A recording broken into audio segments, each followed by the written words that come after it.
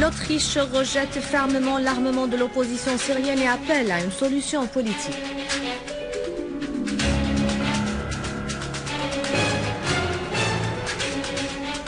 Les forces de l'armée arabe syrienne continuent la traque des groupes terroristes mercenaires dans plusieurs régions, liquidant un grand nombre de terroristes.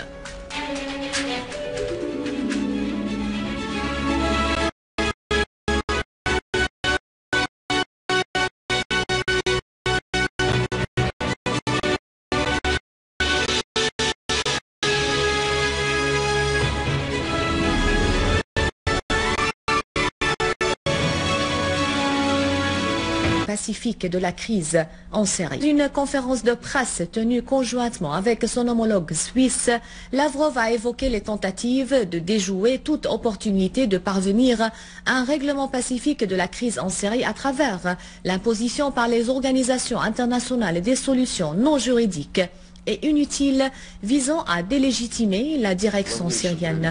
Lavrov a mis en garde contre les tentatives qui aident les groupes extrémistes de parvenir au pouvoir, soulignant que le retard dans le lancement du dialogue en Syrie se solde par davantage de victimes parmi les Syriens innocents.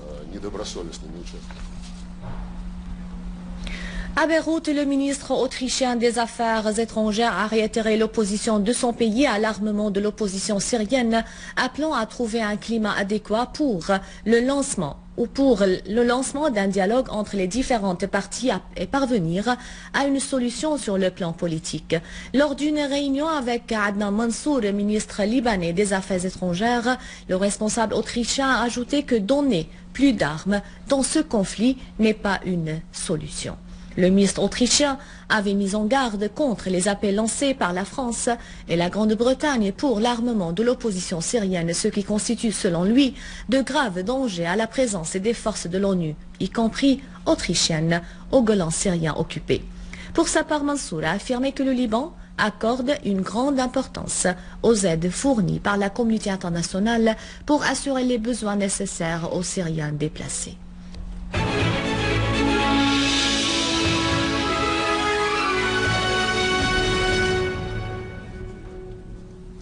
Dans la banlieue de Homs, les unités de l'armée arabe syrienne et les gardes-frontières ont avorté nombre de tentatives d'infiltration des terroristes à partir des territoires libanais via plusieurs sites à Tel Kalar, leur infligeant de lourdes pertes en vie et en matériel. Une source du gouvernorat de Homs a précisé que les tentatives d'infiltration ont coïncidé avec des attaques et des tirs d'armes automatiques lancés par les terroristes à partir du territoire libanais visant les forces de garde-frontières dans les positions de Halat, Dalié et Azir. La source a ajouté que les forces armées ont riposté aux groupes armés, faisant nombre de blessés parmi eux, alors que les autres ont pris la fuite vers le Liban. À Tel Kalar, une unité de l'armée a détruit 2 regroupements des terroristes à Selkis et Al-Midan dans la localité d'El Husson, y compris les terroristes, les armes et les munitions. À Homs, les unités des forces de l'armée arabe syrienne continuent de pourchasser les groupes terroristes dans les régions Al-Restan, Dar el-Kabir, Al-Jawadiya et Tel Bissa. Une unité de l'armée a pourchassé un groupe terroriste dans le quartier Al-Qarabis, faisant plusieurs blessés parmi les terroristes.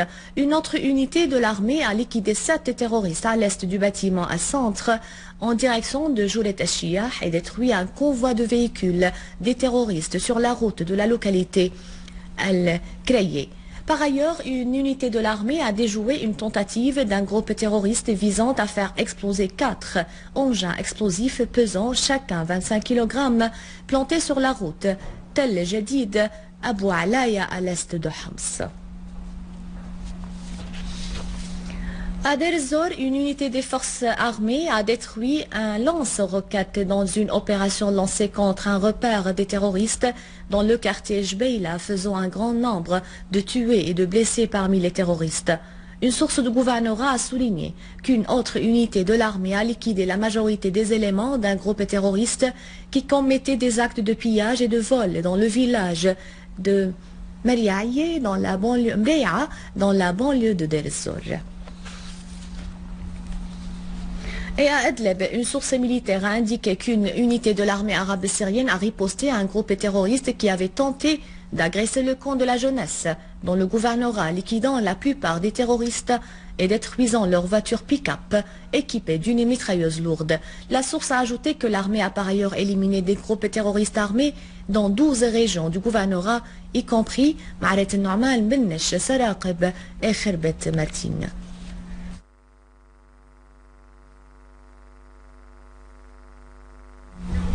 Dans le gouvernorat de Homs, l'armée arabe syrienne a pris le contrôle de Tel Mendo après des affrontements avec les terroristes qui ont tenté de s'y infiltrer. Tel Mendo est situé près de la localité de Qadesh, à l'ouest de la ville d'El Qsayr, proche de la frontière syro-libanaise. Cette colline marque le point le plus élevé dans la région que les terroristes armés ont tenté plusieurs fois de contrôler. Cependant, des affrontements persistent dans le secteur proche de la colline, d'où des terroristes ont ouvert le feu contre les secteurs d'El Qsayr et Al-Hamidiyya.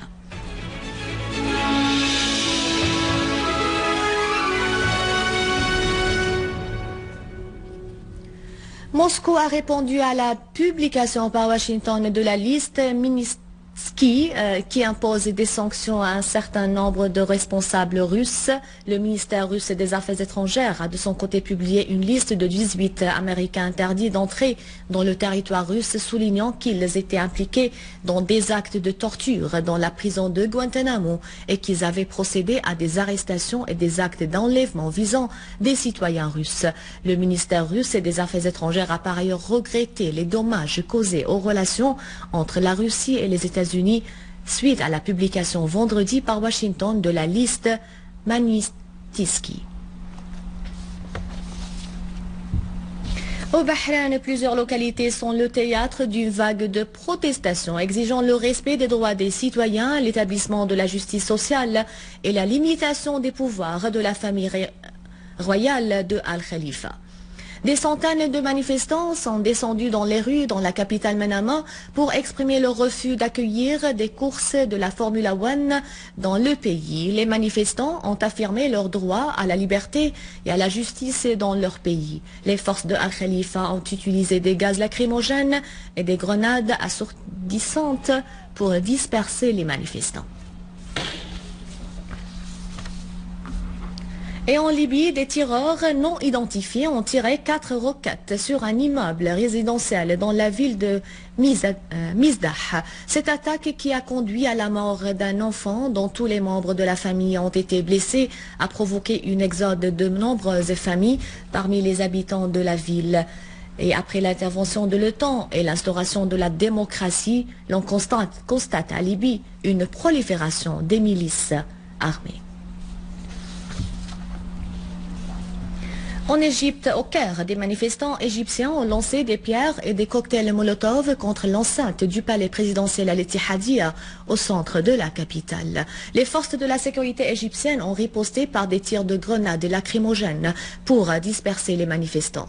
De même, les forces de la sécurité centrale ont intensifié leur déploiement dans la périphérie du palais où des dizaines de voitures de sécurité ont été déployées ainsi que des blindés pour faire face à d'éventuelles graves évolutions de la situation. Le commandant adjoint de la force terrestre de l'armée iranienne, le général Haïdari, a annoncé que l'armée iranienne a testé avec succès 3 missiles terre-terre lors des dernières manœuvres de la force terrestre iranienne. Haïdari a souligné que ces missiles sont fabriqués localement et avec des expertises iraniennes, affirmant que les nouvelles réalisations de la force terrestre iranienne seront annoncées lors de la célébration de la journée de l'armée jeudi prochain.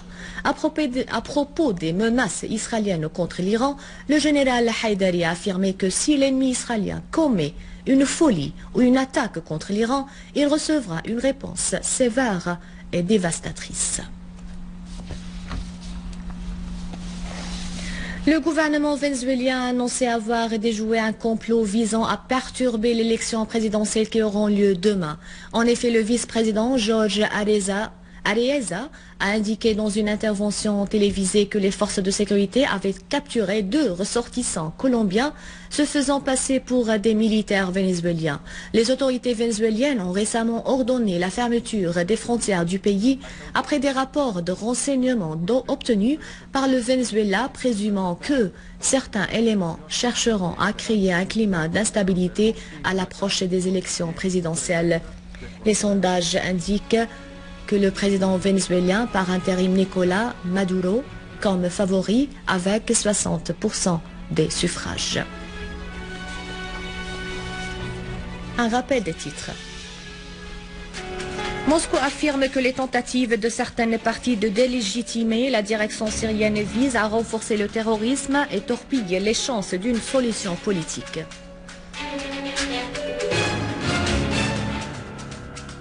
L'Autriche rejette fermement l'armement de l'opposition syrienne et appelle à une solution politique.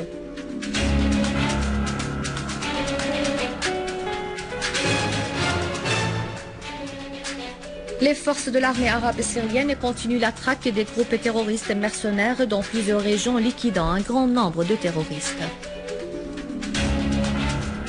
C'est la fin du journal. Merci de l'avoir suivi. Veuillez visiter le site internet syriaonline.sy pour revoir ce journal et davantage d'informations.